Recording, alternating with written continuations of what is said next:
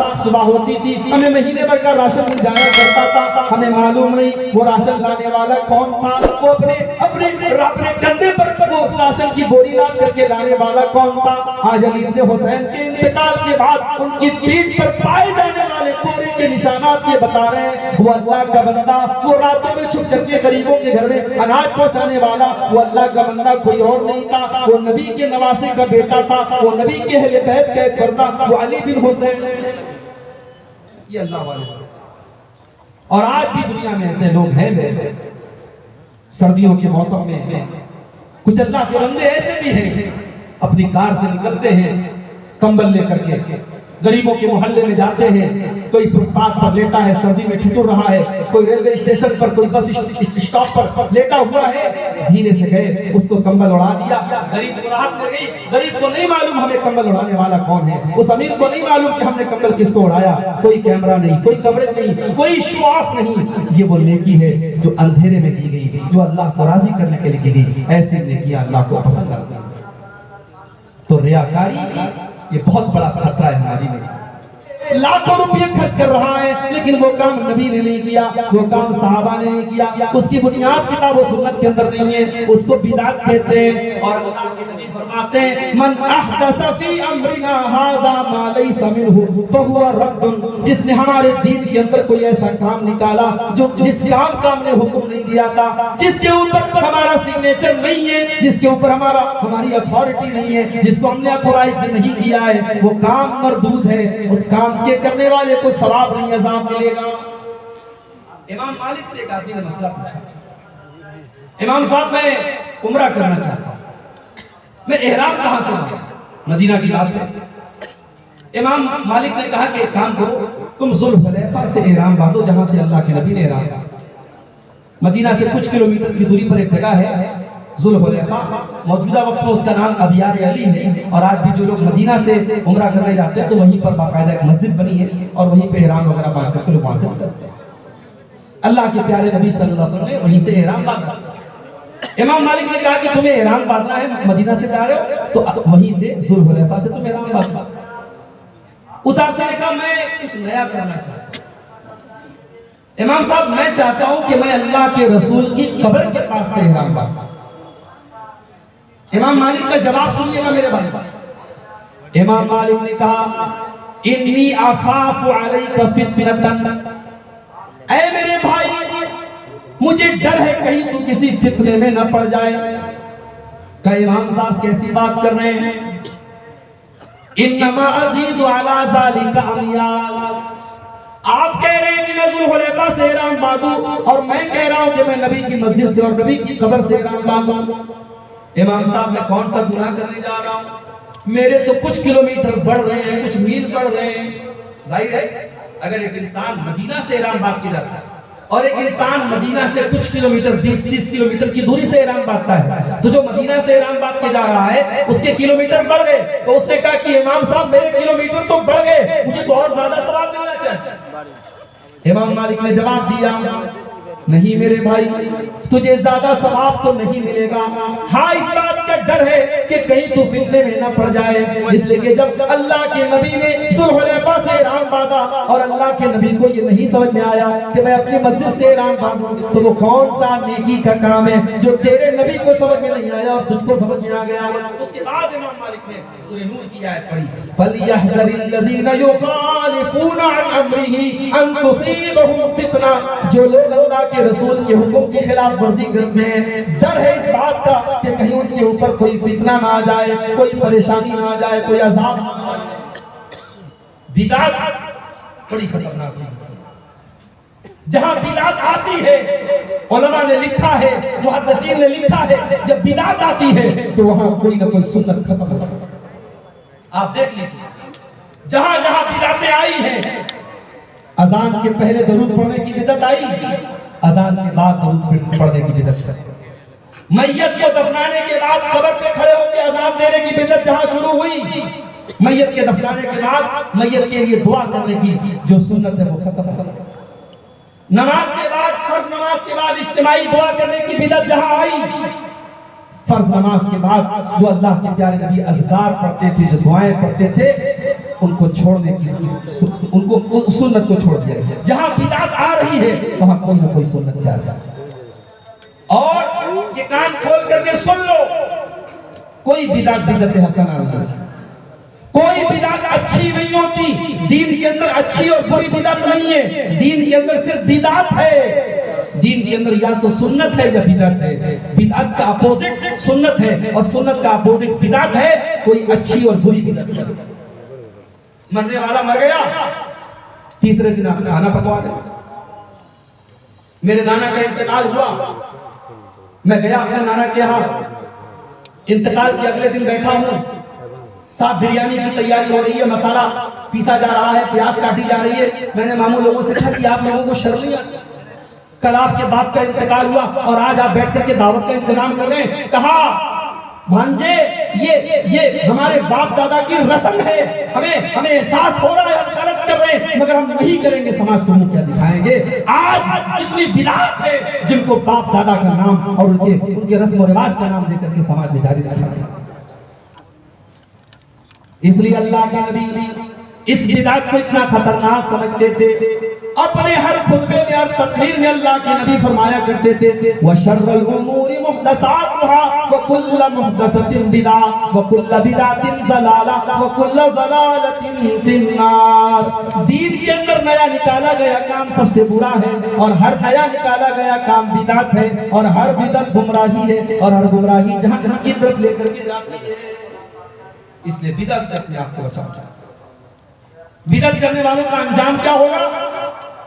قرآن کا 30واں پارہ سورہ غاشیہ جو جمعہ کی نماز میں دوسری رکعت میں آپ سنتے ہوں گے امام صاحب سے, هل اتاك حدیث الغاشیہ هل اتاك حدیث الغاشیہ وجوہ یومئذ خاشعہ عاملۃ ناصبہ تصلی نارا حامیہ.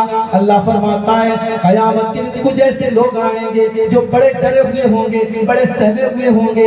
عاملۃ ناصبہ, جو بڑا عمل کر کے آئے ہوں گے, عمل کر کر کے تھک چکے ہوں گے, اتنی نمازیں پڑھی ہوں گی, اتنے روزے رکھے ہوں گے, اتنی انہوں نے عبادتیں کی ہوں گی کہ تھک چکے ہوں گے. تصلی نارا حامیہ, لیکن وہ بھڑکتی ہوئی آگ میں ڈالے جائیں گے, وہ جہنم میں ڈالے جائیں گے. کیوں؟ کیونکہ وہ عمل تو کر کے آئے ہیں مگر اس عمل کے اوپر جناب محمد رسول اللہ کی مہر نہیں ہے, اس کے اوپر قرآن و حدیث کی مہر نہیں ہے. تو بدعت بڑی خطرناک ہے. دعا کیجیے اللہ ہم سب کو بدعتوں سے محفوظ کرے. اگلی چیز نمبر 4, ہماری نیکیوں کو برباد کرنے والی چوتھی چیز نماز کے معاملے میں لاپرواہی. یہ مت سمجھو کہ نماز نہیں پڑھ رہے تو صرف نماز چھوڑنے کا گناہ پڑ رہا ہے. نہیں, اگر نماز نہیں پڑھ رہے ہو تو اور بھی نیکیوں کے برباد ہونے کا ڈر ہے. دلیل یہ حدیث پاک ہے. اللہ کے پیارے نبی صلی اللہ علیہ وسلم فرماتے ہیں, ترمذی کی صحیح روایت ہے, ان اول ما يحاسب به العبد یوم القیامت صلاته. قیامت کے دن بندے سے سب سے پہلا حساب اس کی نماز کے بارے میں کیا جائے گا. اچھا, مسلم شریف کی ایک حدیث میں ہے کہ قیامت کے دن سب سے پہلے لوگوں کے خون کا فیصلہ ہوگا. سب سے پہلے لوگوں کے خون کا فیصلہ ہوگا. اور یہاں کیا ہو رہا ہے؟ یہاں اللہ کے نبی کیا فرما رہے ہیں کہ سب سے پہلا سوال نماز کے بارے میں ہوگا.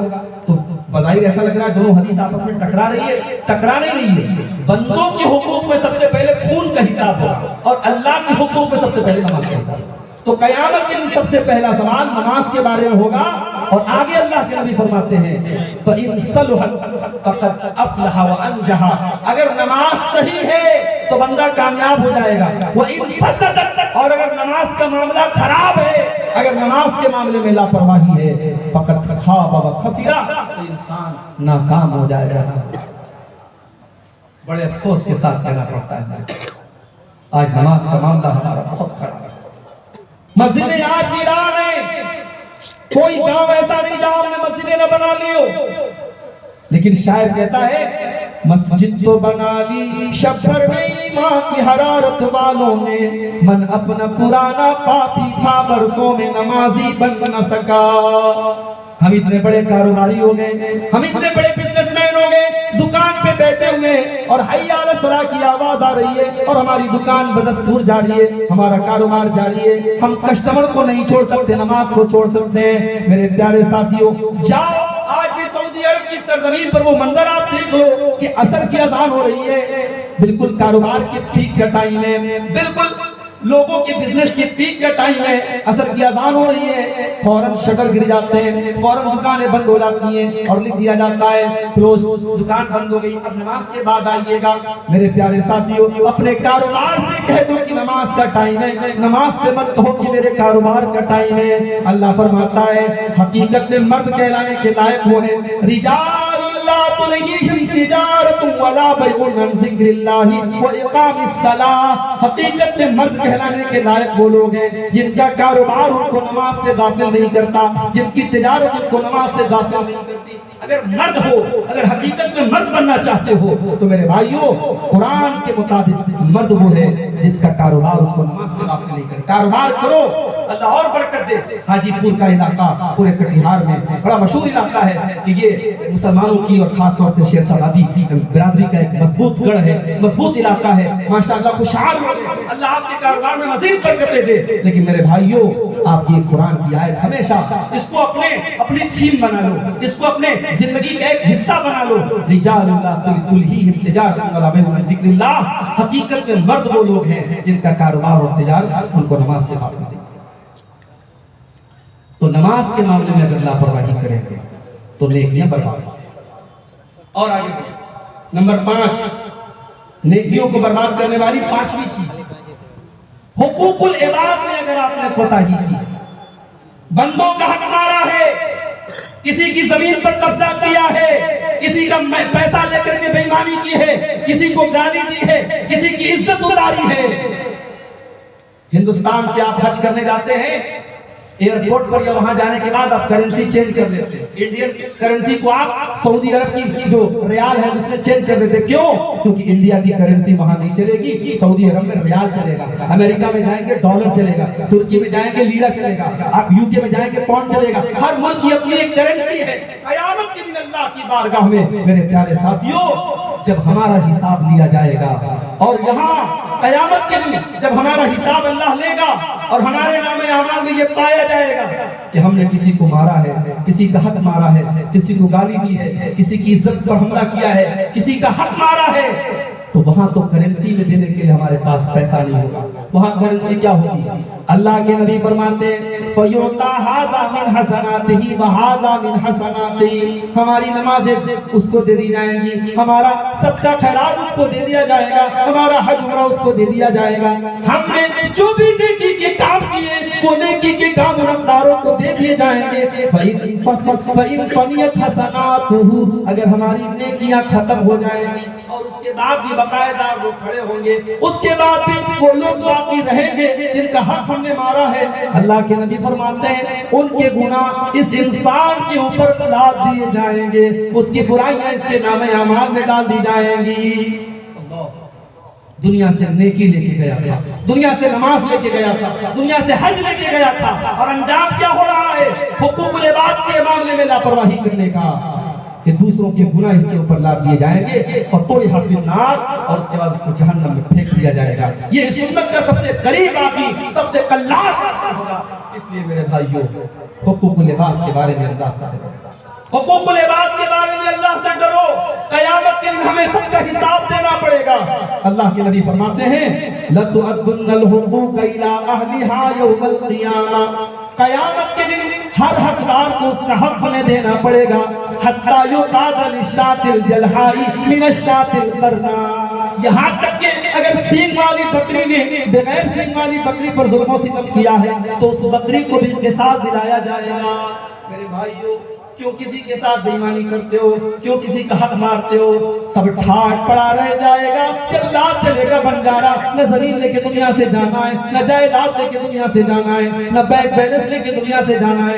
ایک نہ ایک دن مر جانا ہے, اور کب مرنا ہے کوئی ٹھکانہ نہیں بنی, کورونا کی ایک وبا آئی, ہم نے اپنی آنکھوں سے دیکھا کتنے نوجوان ہیں جو ہمارے سامنے چلے گئے. کینسر کی بیماری آئی, 20-22 سال کا نوجوان ہمارے بنارس میں, ہمارا بڑا جاننے والا, قریبی ہمارا جاننے والا, بالکل 20-22 سال کا نوجوان اور ینگ لڑکا کینسر کی, بلڈ کینسر کی بیماری میں مبتلا ہوتا ہے اور 1 مہینے کے اندر اللہ کو پیارا ہو جاتا ہے. ہم نہیں جانتے میرے بھائیوں کب کون سی بیماری ہماری موت کا ہرکارہ لے کے آئے, کب کون سی وبا اللہ کو ہمیں اللہ کے پاس لے کے چلی جائے. اس لیے میرے بھائیوں حقوق العباد کے معاملے میں لاپرواہی مت کرو. اگر کسی کا حق ہمارا ہے, اگر کسی کے ساتھ زیادتی کی ہے, اس سے جا کے معافی مانگو, اس کا حق دے دو.